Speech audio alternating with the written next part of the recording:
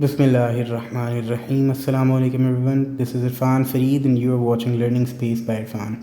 We are back after a long break and आज की जो वीडियो है ये बहुत इंपॉर्टेंट वीडियो है उन लोगों के लिए जो सेल्फ राइटिंग स्किल्स को सीखना चाह रहे हैं। आज की वीडियो में हम सब्जेक्ट वर्ब एग्रीमेंट के ऊपर 10 रूल्स हैं जिनको सीखेंगे और इन रूल्स को सीखने के बाद आपका जो सब्जेक्ट वर्ब एग्रीमेंट है वो इंशाल्लाह ठीक हो जाएगा।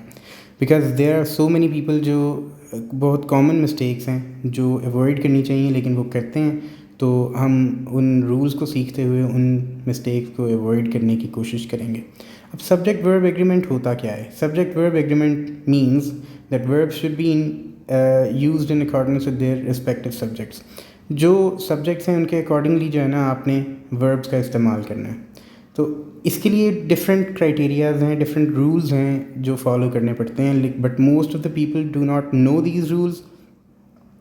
इस वजह से हमें ये सीखने हैं ताकि वो कॉमन पीपल जो मिस्टेक्स करते हैं बोलते हुए और लिखते हुए इंग्लिश को, हम उनको अवॉइड कर सकें, राइट?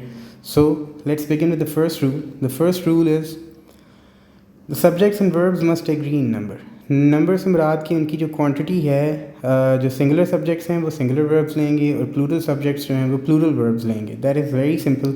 और इसकी एग्जांपल आप देखें, the thief were caught by the police. The thief were caught by the police. अब पॉइंट ये है कि जो सब्जेक्ट है आपका द थीफ, ये सिंगुलर है, तो इसके अकॉर्डिंगली ही जो वर्ब है वो इस्तेमाल किया जाएगा, ना कि प्लूरल वर्ब इस्तेमाल किया जाए।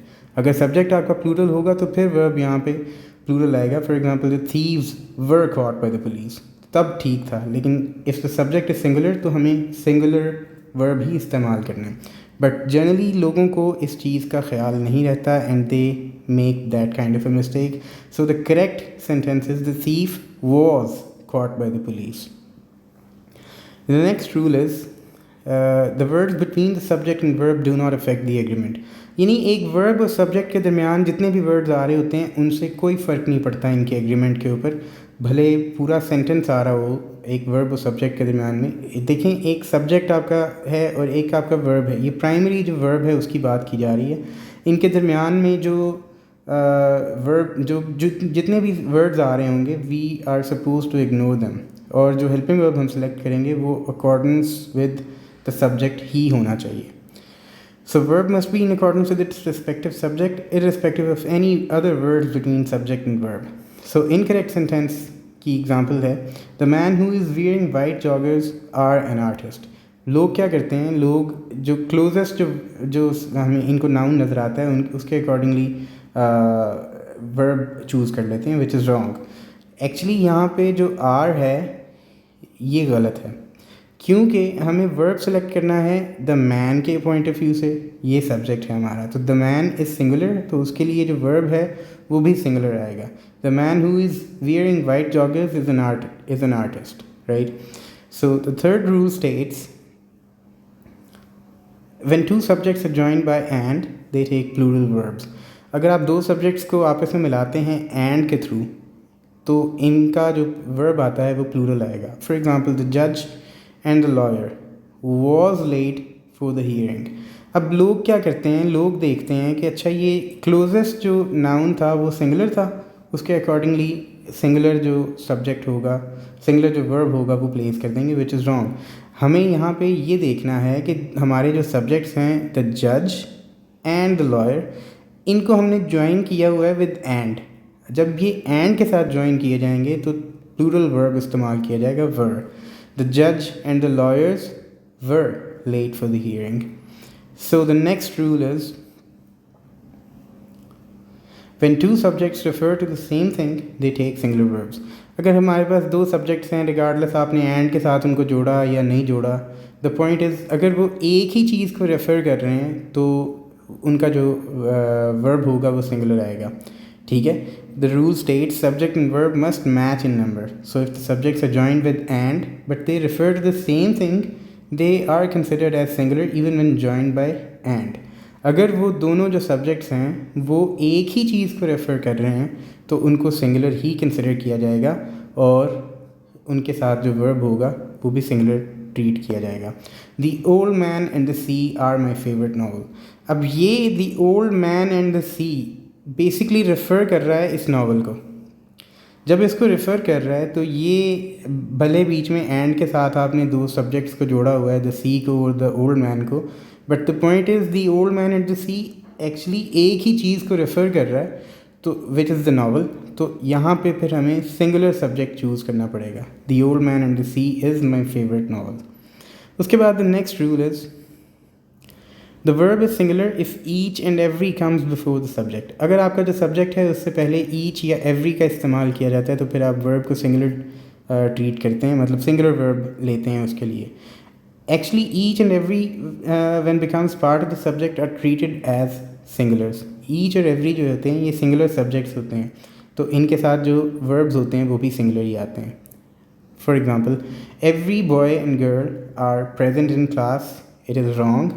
Every boy and girl, every जब आ गया सब्जेक्ट से पहले तो फिर हमें वर्ब जो है वो सिंगुलर ट्रीट करना है।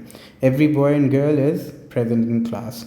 सो the next rule states, it is the rule number 6, it states units of measurement or time take singular verbs। Time का या किसी भी और चीज़ का जो मेजरमेंट का यूनिट है, for example kilos, grams, minutes, hours etcetera, ये जो होते हैं अगर आ रहे हैं किसी सेंटेंस में ये यूनिट्स, तो इसके ऊपर एक कंडीशन होती है। वो कंडीशन क्या है कि अगर ये जिस चीज़ को रेफ़र कर रहे हैं वो चीज़ टाइम सेंटेंस में आपके अवेलेबल है तो फिर जो है ना आप इनको सिंगुलर वर्ब्स देंगे। अगर वो चीज़ सेंटेंस में अवेलेबल नहीं है, अभी आपको एग्जांपल से क्लैरिटी मिलेगी। Example is 5 minutes are enough time. 5 minutes जो हैं बेसिकली ये टाइम का यूनिट है, राइट। हमें ये तो क्लियर हो गया कि ये टाइम का यूनिट है। अब ये टाइम अगर सेंटेंस में अवेलेबल है, टाइम इटसेल्फ मेंशन्ड है, तो फिर तो जो है ना आप इसको सिंगुलर ट्रीट करेंगे, ठीक है। 5 मिनट्स इज़ इनफ टाइम फिर करेक्ट होगा। बट अगर मैं इस सेंटेंस में से टाइम को ख़त्म कर दूँ, दोनों सेंटेंस मतलब इस सेंटेंस में 5 मिनट्स डैश इनफ, आगे टाइम नहीं मेंशन सेंटेंस में, तो फिर इस केस में जो है ना ये प्लूरल ट्रीट किए जा सकते हैं। बट जनरली जब जिस चीज़ को ये यूनिट्स ऑफ मेजरमेंट जो हैं वो रेफ़र कर रहे हैं, वो चीज़ अगर सेंटेंस में मेंशन्ड है तो फिर जो है ना इसको आप सिंगुलरली ट्रीट करेंगे। सो the next rule is verb should be in accordance with its respective pronouns in number and gender। Number पे बाय द वे हम पहले भी बात कर चुके हैं, बट वो हमने स्पेसिफिकली सब्जेक्ट्स के पॉइंट ऑफ व्यू से की थी, नाउन्स के पॉइंट ऑफ व्यू से की थी। अब हम जो है वो इनको प्रोनाउंस के पॉइंट ऑफ व्यू से बात कर रहे हैं कि अगर प्रोनाउंस हैं हमारे पास सब्जेक्ट्स में तो फिर हमें उनका नंबर और उनका जो जेंडर है उसके अकॉर्डिंगली उनके लिए वर्ब सेलेक्ट करना है। सिंस यू नो कि टेबल ऑफ प्रोनाउंस में जो है वो दोनों चीज़ें कंसिडर की जाती हैं, उनका नंबर, उनका जेंडर, दोनों चीज़ें कंसिडर की जाती हैं। तो फिर हमें जो सब्जेक्ट्स हैं उनके लिए जो हमने प्रोनाउंस जो भी चूज़ किए हुए हैं वो उनकी जेंडर और नंबर दोनों के अकॉर्डिंगली उनके साथ वर्ब इस्तेमाल किया जाएगा। For example, when pronouns are used as subjects they take specific verbs based on their numbers and genders. So all of them was going to the parade। Basically gender का यहाँ पे इतना कोई ख़ास इम्पैक्ट नहीं है, but the point is number के साथ मैच करना ज़रूरी है। ऑल ऑफ देम की बात की जा रही है, ऑल ऑफ देम के साथ जो है वो हमें चूँकि प्लूरल प्रोनाउन है तो उसके साथ हमें प्लूरल वर्ब इस्तेमाल करना होता है। All of them were going to the parade. So the 8th rule is indefinite pronouns take singular verbs। indefinite pronouns कौन से होते हैं? indefinite pronouns such as everyone, everything, someone, something, anyone or anything etc. do not refer to anything in particular। यानी वो pronouns जो किसी particularly किसी भी चीज़ को refer नहीं कर रहे होते, एक general reference होता है, उनको हम singular treat करते हैं। so उनके साथ जो verbs आएगा वो भी singular ही आएंगे। everyone were coming to the party नहीं, बल्कि everyone was going to the party, because हमने everyone को singular consider करना है। So the 9th rule states collective nouns take singular verbs। 9th rule है कि collective nouns जो हैं, collective nouns होते क्या हैं?